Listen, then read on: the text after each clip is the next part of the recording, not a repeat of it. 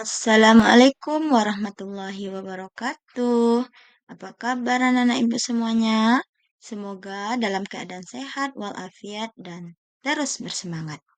Adapun tema materi kita pada hari ini mengenal zakat fitrah.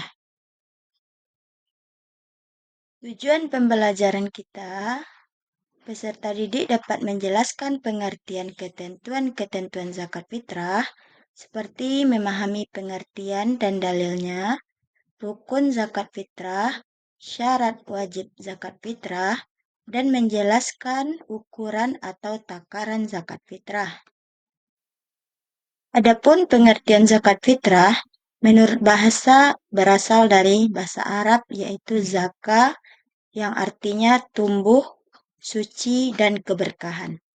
Menurut istilah adalah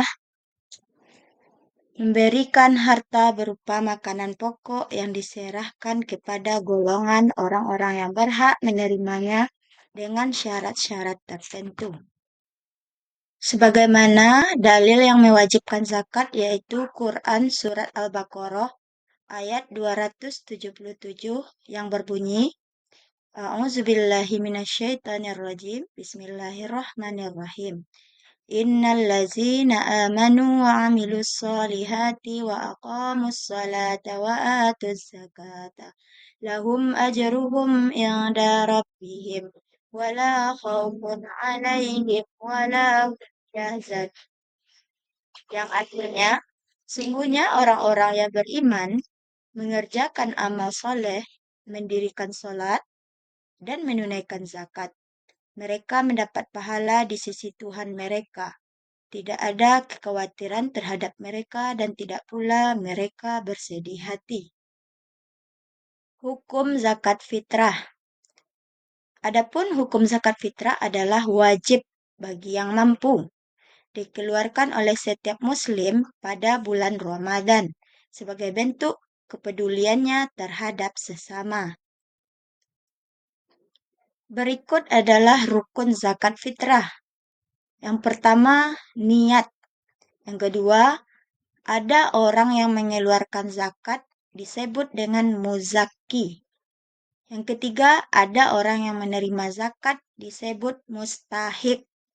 Yang keempat, ada barang yang dikeluarkan seperti makanan atau kebutuhan pokok yang akan dizakatkan. Syarat wajib zakat fitrah. Syarat wajib bagi orang yang akan membayar zakat fitrah atau disebut dengan muzaki adalah yang pertama, orang tersebut beragama Islam. Yang kedua, orang tersebut ketika sebelum matahari terbit pada hari raya Idul Fitri masih hidup ataupun yang baru lahir sebelum matahari pada Idul Fitri terbenam. Yang ketiga, orang tersebut pada waktu itu mampu menafkahi dirinya dan keluarganya. Yang keempat, orang yang tidak berada di bawah tanggung jawab orang lain. Ukuran zakat fitrah yang dikeluarkan adalah sebagai berikut.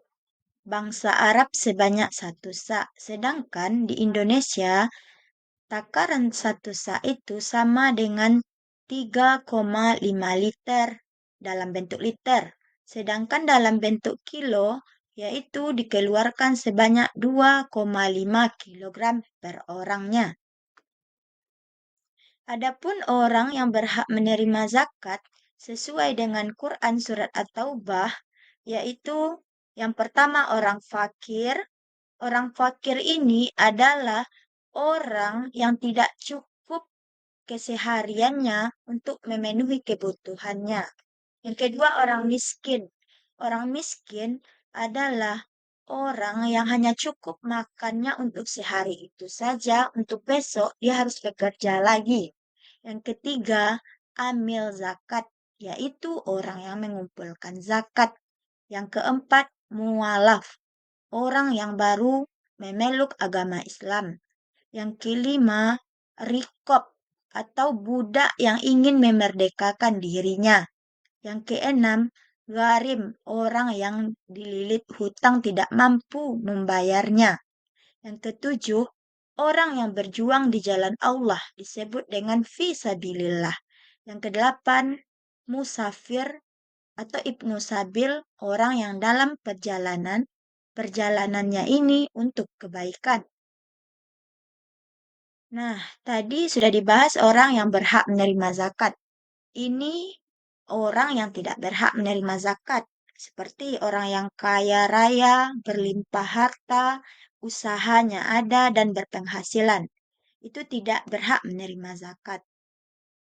Selanjutnya, orang yang menjadi tanggungan orang lain atau hamba sahaya. Yang keempat, keturunan Rasulullah. Yang kelima, orang yang beragama selain agama Islam atau non-Muslim. Selanjutnya, orang yang tercukupi nafkahnya oleh orang yang menanggungnya. Keenam, orang yang dinafkahi. Yang ketujuh, orang yang fisiknya kuat dan berpenghasilan cukup. Itu tidak berhak menerima zakat. Adapun tujuan zakat fitrah ini adalah untuk membersihkan jiwa dan tubuh dari kebiasaan buruk serta memberikan kesempatan bagi orang yang beruntung untuk merayakan Idul Fitri dengan layak dan bahagia. Selanjutnya, manfaat dan hikmah membayar zakat. Yang pertama, zakat fitrah menyucikan jiwa. Yang kedua, memperoleh keberkahan harta. Yang ketiga, menjalin sarana kepedulian dan silaturahmi kepada sesama. Yang keempat, sebagai bentuk rasa syukur kita kepada Allah Subhanahu wa Ta'ala. Yang keenam, berbagi kebahagiaan sesama umat Islam. Yang ketujuh, membersihkan diri dan dari perbuatan yang sia-sia. Masalah. Adapun kesimpulan pelajaran kita hari ini adalah zakat fitrah adalah kewajiban agama yang memiliki banyak manfaat bagi individu maupun masyarakat. Marilah tunaikan zakat fitrah dengan penuh keikhlasan dan meraih berkah serta rahmat dari Allah Subhanahu wa Ta'ala. Terima kasih anak-anak ibu semuanya atas perhatiannya. Semoga mendapatkan ilmu yang bermanfaat dan berkah. Assalamualaikum warahmatullahi wabarakatuh. Tetap selalu semangat.